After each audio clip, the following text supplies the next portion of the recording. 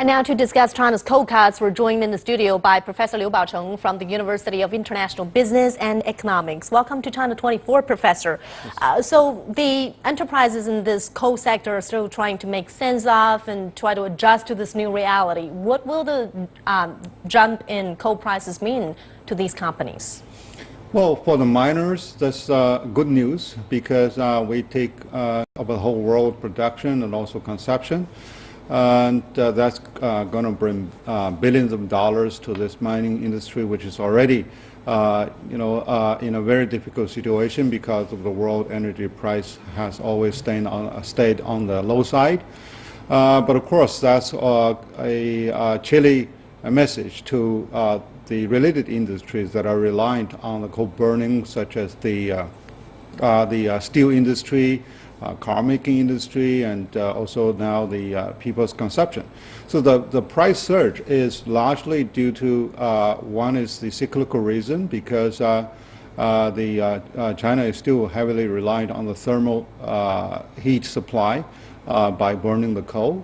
And the other, I think, very decisively is because the Chinese government policy for the supply side reform, and also by stamping out those smaller coal mines and implementing very tightened rules for the number of working hours that for those coal miners.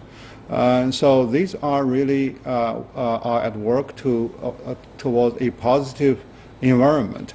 Both in terms of market price regulation and also for the social welfare of those workers. Mm-hmm. So it's really the fundamentals on the supply side, which is now at work. I also want to get your thoughts on this, Professor. How can capacity cuts generate output growth? They seem like contradictory ideas. In terms of the production capacity for the coal industry, it is still there. So I think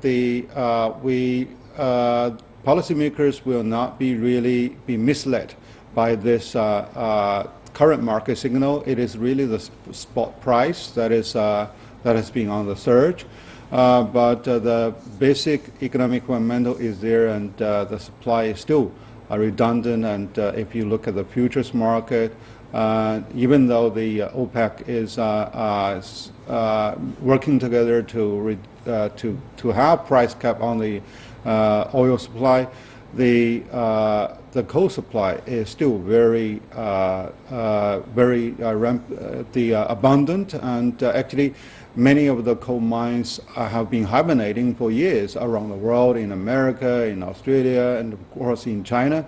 So we should not be very excited about this prospect. Mm-hmm. So therefore we should really be determined on the road of supply side reform by cutting excessive capacity, and particularly we need to also to further tighten our efforts to eliminate those smaller mines which do not really work efficiently, and also they do not provide those type of labor, social welfare, and environmental standard.